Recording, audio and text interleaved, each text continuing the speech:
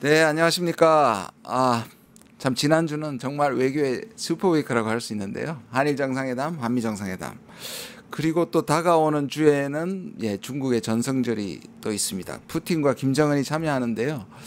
우리는 늘 외교가 경제, 안보, 우리 국민의 미래를 결정하는 아주 중요한 그런 분야인 것 같습니다.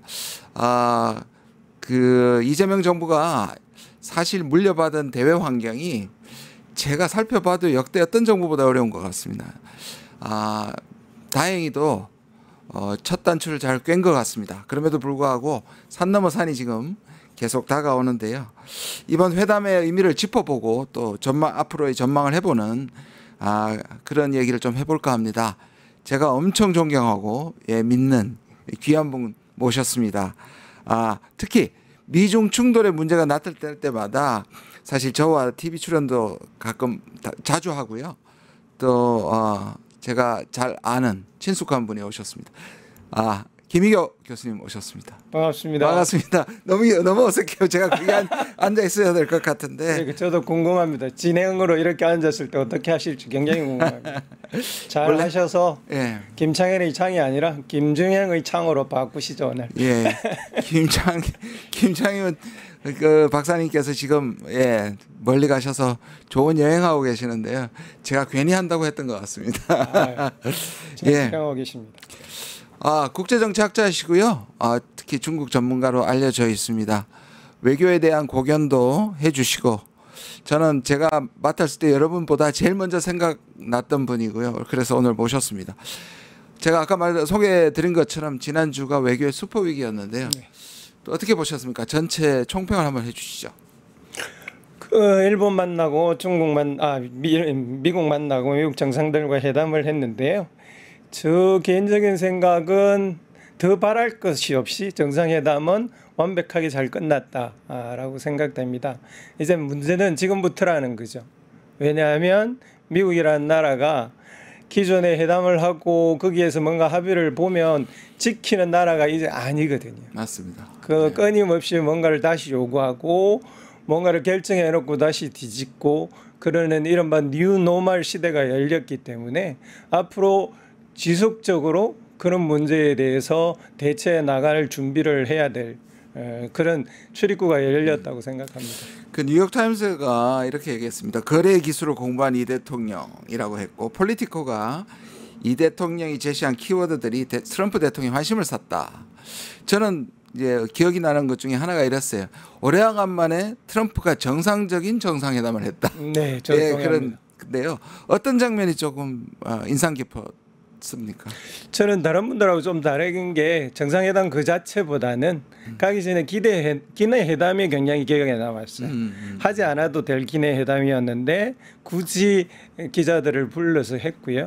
그다음 형식적으로 하고 끝냈어도 됐는데 굳이 질문 기회를 많이 주면서 했고 특히 우리는 전략적 유연성에 대해서 동의할 수 없다라는 말을 명백히 해버렸고 그런 점에 있어서 저는 그게 가장 인상적이었는데 두 가지 점 때문입니다.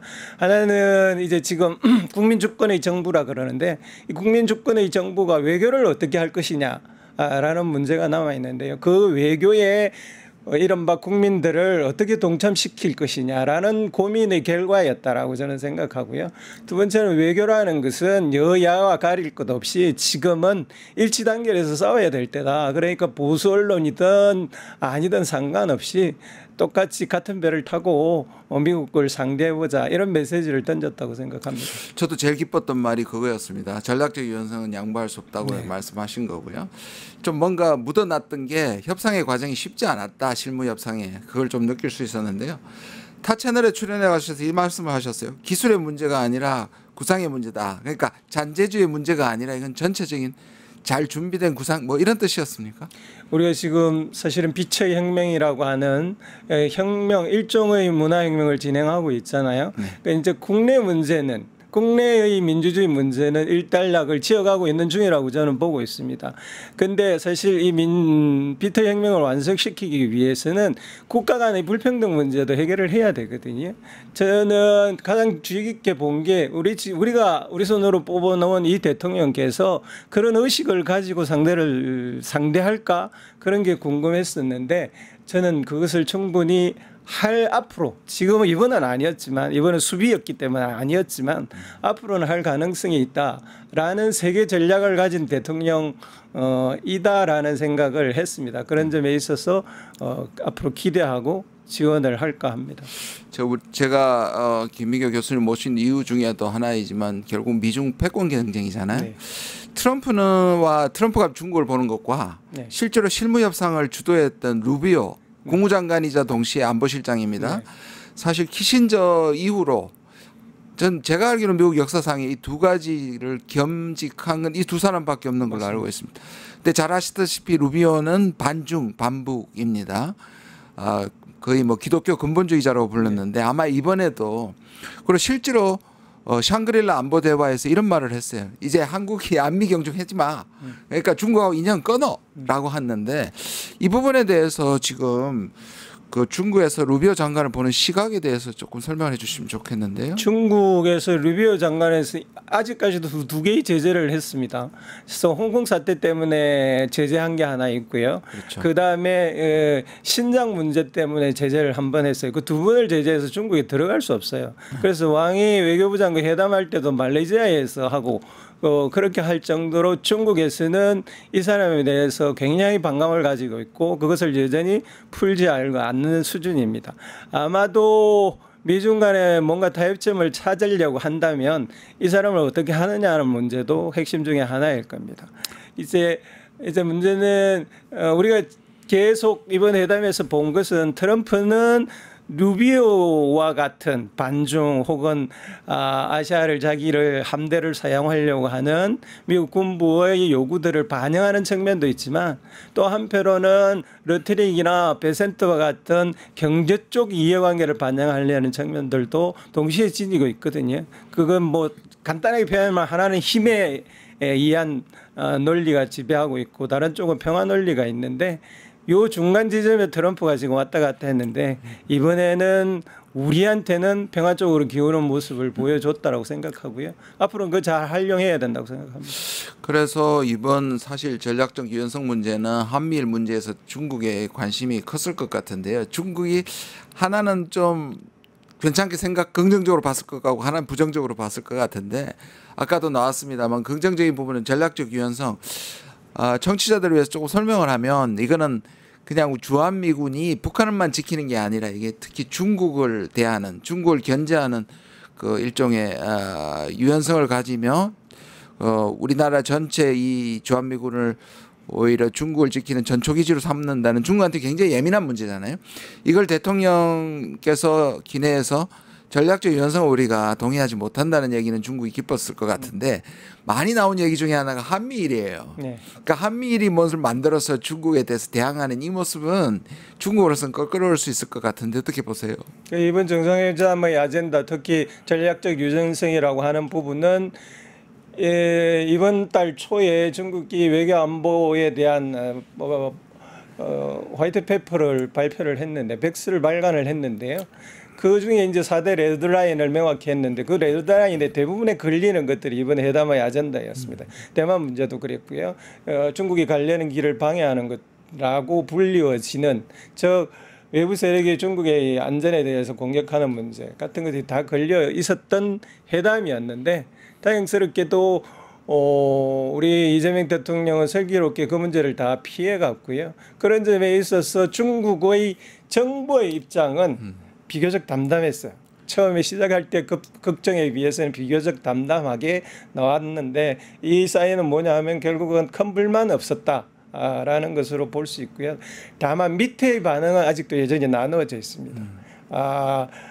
이렇게 한미일 삼각동맹을 강조해서 과연 중국과 앞으로 어떻게 하려고 하느냐라는 걱정 반, 그다음 좀 싫어하는 것 반이 있는 오피니언 리더들이 있고요. 또 한편으로는 뭐 미국을 상대는 해야 되기 때문에 지금은 어쩔 수 없이 이재명 대표가 이재명 대통령께서 그럴 수밖에 없는 상황을 이해해주는 쪽에 있는 사람들도 있습니다. 아마 이런 것도 관료들도 비슷할 거예요. 두 가지 입장이 동시에 중국에 지금 존재한다고 볼 수 있을 것 같습니다. 제가 이제 평소에 트럼프 같은 경우에는 중국을 견제하는 마음이 있지만 사생결단으로 모든 걸 투입해서 중국하고 싸워야 된다는 입장은 아닌데, 루비오를 비롯한 군부는 지금 중국을 사생결단으로 제압하지 않으면 미국의 패권은 없다고 생각하니 이 틈을 이용하는 것이 중요한데, 어떻게 보면 이번에 트럼프를 설득해서 오히려 중국에 대한 부분의 그 강경함을 좀 누그러뜨렸다. 왜냐하면 같이 중국 가자고 얘기했지 않습니까? 그런 부분에서도 중국은 다르게 생각할 수 있을 것 같고요. 또 하나는 황구시보에서 이 체스판의 플레이어가 될 것이냐 말이 될 것이냐, 실제로 제가요 이 말 많이 들었어요. 중국에 가서 학교를 하면 꼭 이 얘기가 나와요. 어떨 때는 자존심이 상합니다. 한국은 그냥 장기판의 말이다. 그 얘기를 실제적으로 제가 중국 학자한테 듣고도 그래서 항의한 적도 있어요. 어떻게 보세요? 뭐 윤석열 정부 시기에는 장기판의 말이 아니었다라고 뭐 결코 부인할 수가 없었죠. 미국이 전략을 다 짜고 우리는 어느 국가보다도 앞장서서 미국의 전략의 조리 되었는데요. 이제 이재명 대통령이 아직 시작은 했지만 그럴 가능성을 배제했다라고 생각하고요. 나름대로 이제 세계 전략을 펼쳐나가고 있다라고 생각을 합니다. 기본적으로는 그렇고요. 이제 그런 전략들이 중국에 대해서 중국이 어떻게 수용을 할 것인가, 이 문제는 앞으로 이재명 대통령이 어떻게 하느냐에 따라 달려 있다라고 보여집니다. 말씀하신 것처럼 지금 뭔가 시작인 것 같아요. 잘 틀은 잡아놨는데 이제부터가 정말 문제인데요. 저는 뭘 느끼느냐면 뭔가 동북아의 판도가 완전히 새로 깔리고 뭔가 요동친다는 느낌 많이 받는데요. 그 한미 정상회담이 어떤 의미에서 좀 출발점이라고 보시는 것 같은데, 그 CSIS에 가가지고 한 부분에 대해서는 또 진보 진영이나 북한의 비판이 좀 있는 것 같아요. 왜냐하면 북한이 계속 얘기하는 비핵화 얘기 이 부분을 그냥 대놓고 했고요. 그다음에 이 또 NPT를 지키겠다, 또 한반도 비핵화 이런 부분을 계속 얘기했는데 북한이 앞으로 어떻게 나올 것 같습니까? 그러니까 이제 CSIS에서 가서 연설한 문제를 좀 이야기 먼저를 해야 될 것 같은데, 일단 비핵화 문제는 중국도 우리가 생각하는 것과 달리 북한의 비핵화를 원합니다. 네. 그 강도가 다르고 방법이 다를 뿐이지 똑같이 중국도 이웃 국가가 핵을 가지는 게 뭐가 좋겠습니까? 비핵화를 철저히 원하고 있고요. 여전히 포기하고 있지 않습니다. 그런 점에 있어서 비핵화 워딩 그 자체는 등장한 것에 대해서는 중국이 이해관계에 걸리지 않는다고 보고 있고요. 그다음에 이제 안미 경중을 대통령께서 말씀을 하셨는데, 이 문제를 저는 우리나라 언론들이 해설을 잘못해서 중국이 오해하는 일이 벌어졌다고 생각해요. 한미 경중을 이번 정상회담 과정에 대통령이 한 말을 쭉 연결해서 맥락에서 해석을 해보면 안미 경중이어서 중국하고 경제를 안 하고 경제도 미국하고만 하겠다라는 뜻이 전혀 아니죠. 그건 아닙니다. 맞습니다. 그러니까 드러내지는 않았지만 앞으로는 안보도 미국하고 할 수 없고 경제도 중국하고 할 수 없는 그런 어떤 의미에서 무질서 시대가 열렸다라는 의미로 말씀하신 거거든요. 근데 그걸 한국 언론들이 다 본뜻과 다르게 해석을 해버린단 말이에요. 그럼 뭐 어떤 일이 벌어지냐면, 중국이 나라가 크지만 한국 정책을 담당하는 사람들은 소수입니다. 그리고 직접 이재명 대통령께서 하신 말을 직접 받아서 해석해서 내놓는 사람은 더 소수예요. 그럼 어떻게 한국 언론이 말한 것을 종합해서 이재명 대통령이 이렇게 말했어라는 것이 대부분입니다. 그래서 일부 언론을 빼고는 미국에서 한미 경중을 하겠다라고 말했단 말이야. 중국하고 앞으로 거리를 두겠다고 말했다고 이런 식으로 해석을 하고 있습니다. 그러니까 한국 언론들이 그저 미국적 관점에 있어서 조금이라도 미국에 더 유리한 방향으로 해석하려고 하는 그런 이상한 버릇이 있습니다. 예, 저 동의합니다. 그리고 또 우리가 좀 주목해봤던 게 뭐냐면 APEC이잖아요. 10월 말에 열리는데 트럼프가 참석하겠다고 얘기한 것도 고무적인데, 특히 이제 북한하고 김정은과의 이제 그 정상회담 가능성을 좀 나왔습니다. 이거 실현 가능성 있다고 보세요?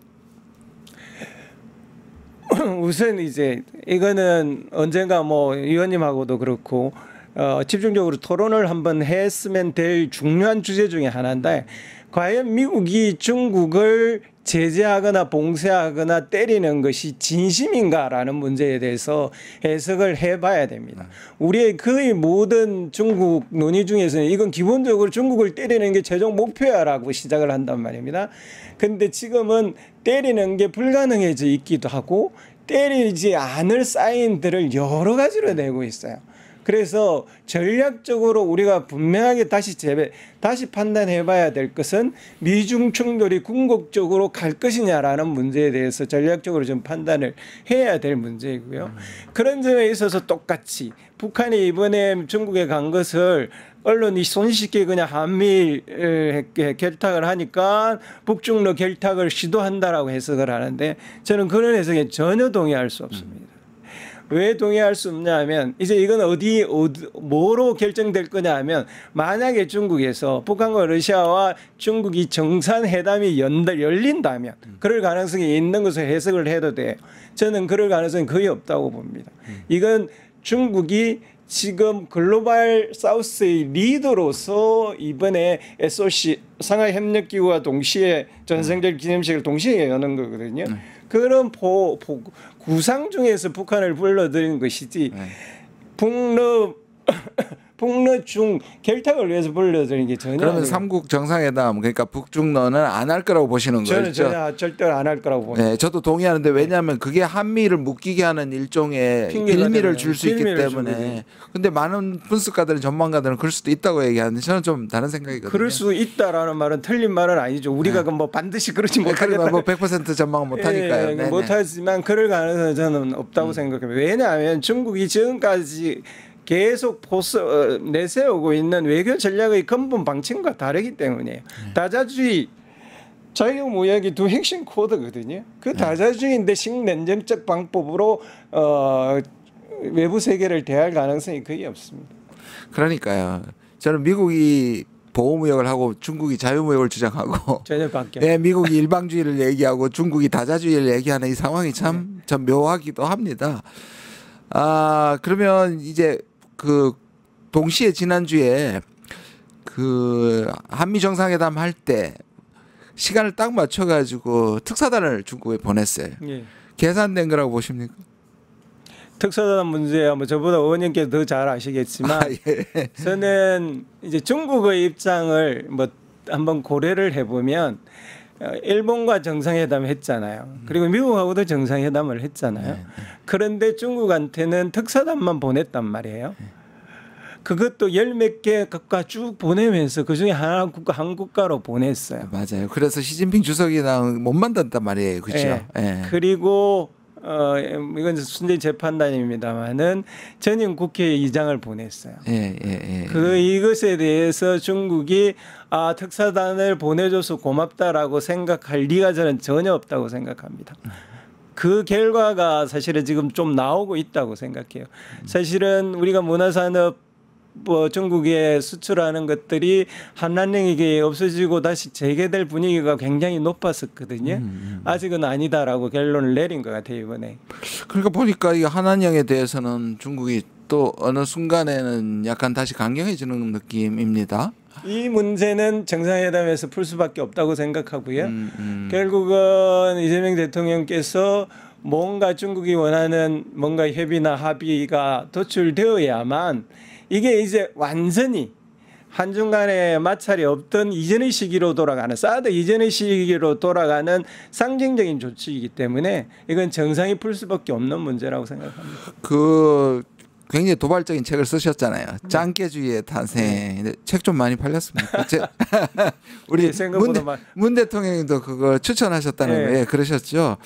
저도 이 부분을 굉장히 우려하는데 이게 반중 혐오 정서 이게 국내 정치와 또 엮어지고 또 이재명 대통령의 소위 말하는 쉐쉐 플레임까지 연결이 되는데 이거 어떻게 해결해야 됩니까? 우선 중국이 뭘 싫어하는지를 정확히 알아야 됩니다. 한국이 자유민주주의 국가라는 거 알아요. 시위하는 것도 압니다. 그 시위 중에서 중국을 반대할 수도 있고 미국을 반대할 수 있다는 것도 알고 있어요. 그런데 가장 걱정하는 것은 뭐냐면 지금 일어나는 한국의 반중 시위의 배후에 미국이 있다라고 판단을 하는 겁니다. 실제적으로 점점 드러나고 있잖아요.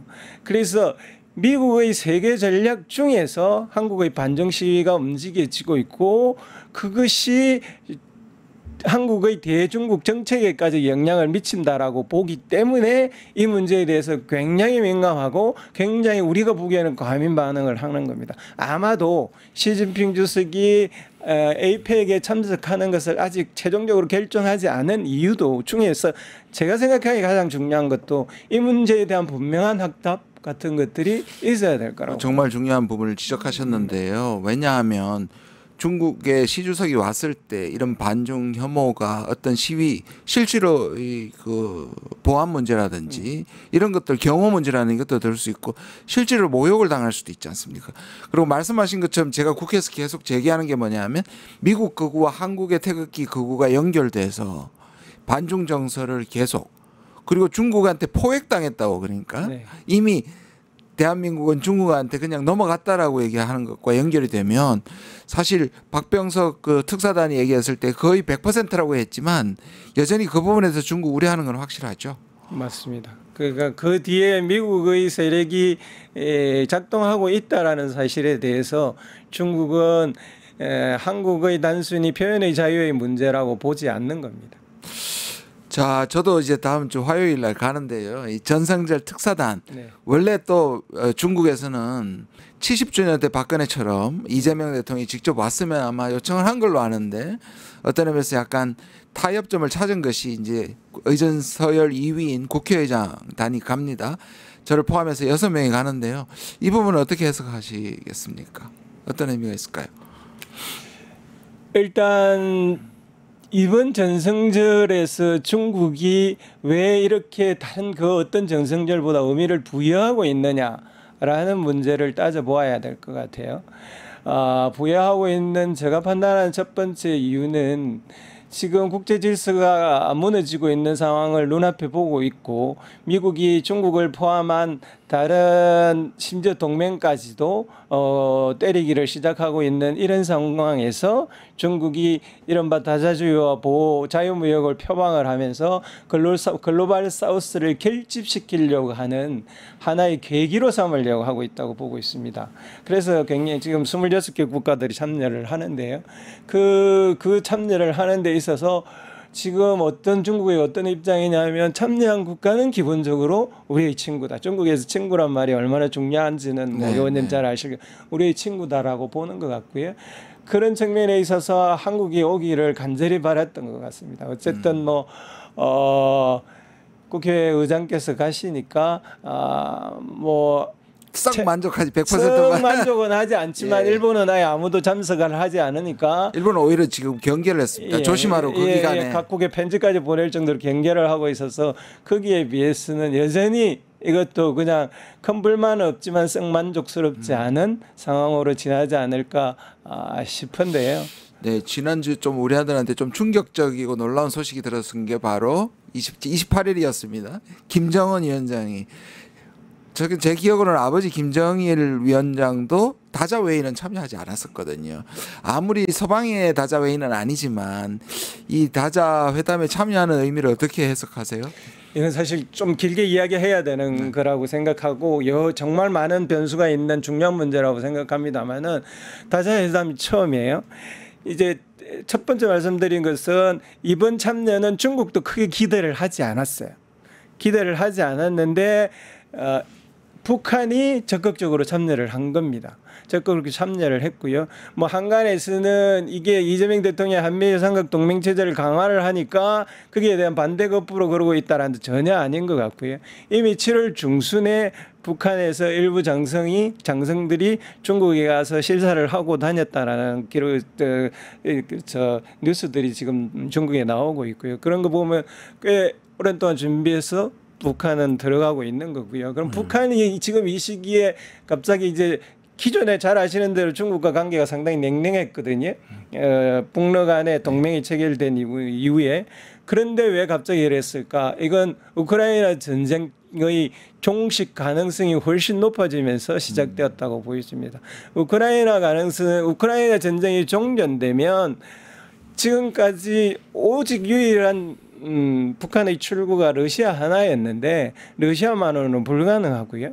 그렇다면 그 첫 번째 파트는 다시 중국과 손을 잡아야 되는 것이고, 더 나아가서는 북한이 완전히 이국가 체제를 선언하고 남쪽으로 내려오는 것을 당분간 포기하고 있다면 북쪽으로 뭔가 루트를, 세계로 향하는 루트를 뚫어야 되는데 그건 브릭스나 상하이 협력기구라고 보여집니다. 네. 그래서 이 다자회담에 참여하고 있다라고 저는 보고 있습니다. 하여튼 기대가 됩니다. 저도 이제 가서 어느 공간에서 김정은 위원장을 보게 될지도 모르겠는데, 아까 우리가 말한 것처럼 북정로 회담이 열리느냐 안 열리느냐도 관심사인데, 말씀하신 것처럼 저도 그 부분은 좀 힘들 것 같아요. 어찌됐든 좌푸틴 또는 좌푸틴 우정은 또는 좌정은 우푸틴이 이래 세 3자가 서 있는 모습은 볼 수 있게 될 것 같긴 합니다. 그런데 지금 에이펙과 관련해서 한중 정상회담의 전망도 마지막으로 좀 말씀해 주셨으면 좋겠는데, 또 이 대통령도 그게 얘기했거든요. 빨리 한중 정상회담 하고 싶다고 말했거든요. 그 부분은 어떻게 보십니까? 전망은 그냥 에이펙까지 기다려서 여러 정상회담 중에 약식 회담 중에 하나로 열릴까요? 아니면 그 전에라도 열릴까요? 그건 아마 우리 대통령이 어떻게 하시느냐에 따라 달려 있다라고 생각하는데요. 한미 정상회담이 중국에게 크게 걸릴 게 없이 성수하게 넘어갔기 때문에 우리가 이 다음 스텝을 잘 밟기만 한다면 독자적인 한중 정상회담도 충분히 가능하고요. 다자회담에 우리 앞에 회의에 시진핑 주석이 오게 하는 것도 충분히 가능하다라고 보여집니다. 오게 하는 것은 내년이 시진핑 주석의 내년이 중국이 개최지이기 때문에도 와야 될 가능성이 높고, 또 하나는 다자주의 자유무역을 추구하기 때문에 이 회의에 가급적이면 중국을 참여하고 싶어 합니다. 다만 아까 말씀드린 그런 몇 가지 불편한 요소들이 풀리지 않았기 때문에 아직은 간다고 확답을 하고 있지 않는 상태라고 보여지고, 이건 대통령께서 푸셔야 된다고 생각합니다. 예, 뭐 시간이 너무 빨리 가서 하여튼 뭐 여러분들도 보셨겠지만 너무나도 탁월하고 예, 정리를 잘 해주셨고 통찰력 있게 설명해 주셔서 너무 감사합니다. 혹시 마지막으로 덧붙일, 우리가 여기서 사실 외교를 통해서 살아남아야 될 비책, 무슨 뭐 이 복주머니, 비밀 주머니가 있다면 하나 풀어주시고 가시죠. 아쉽게도 대통령께서는 이번에 전성기를 참석을 못하지만, 참석을 했다면 정상회담까지는 가지 못하더라도 어쨌든 김정일 위원장과 어떤 형태로든 접촉 기회가 있었을 것이라고 생각하는데 못하셨으니까 의원님께서라도 제가 새로운 동아시아의 새로운 평화 체제를 구축할 수 있는 뭔가의 성과를 얻어서 돌아오시기를 바랍니다. 예, 고맙습니다. 보면 한국의 외교는 늘 그랬던 것 같아요. 한국이 엄청나게 지난 30년 동안 가장 성장했던 국가는 중국인데, 두 번째로 세계에서 가장 많이 성장했던 나라가 우리인데, 또 돌아보면 미국과 중국과 일본, 러시아는 또 강대국입니다. 그래서 우리에게 늘 이 외교는 진짜 이 운명을 결정하는 중요한 그런 분야인 것 같습니다. 이번 정상회담에서 모두들 걱정했지만 첫 단추를 정말 잘 끼웠는데요. 아직 갈 길이 멉니다. 두 번째, 세 번째 단추 다 잘 끼기를 국민의 한 사람으로서 바랍니다. 그리고 저도 중국 가서 말씀하신 것처럼 힘 닿는 대로 노력해 보겠습니다. 어느덧 시간이 다 갔는데요. 어떻게 보셨을지 모르겠습니다. 세상을 보는 창, 세상을 여는 창, 세상을 바꾸는 창. 오늘 하루 김준영의 창이었습니다. 시청해 주셔서 감사합니다. 김희호 교수님 감사합니다.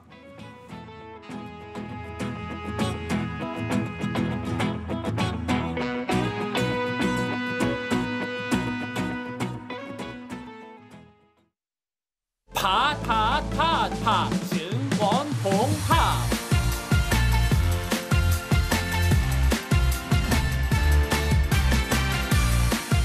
이제 저녁 8시 30분 퇴근 후 퀴즈 한판. 혼자 하지 마세요. 같이 해요. 매일 저녁 8시 30분 많은 참여 바랍니다.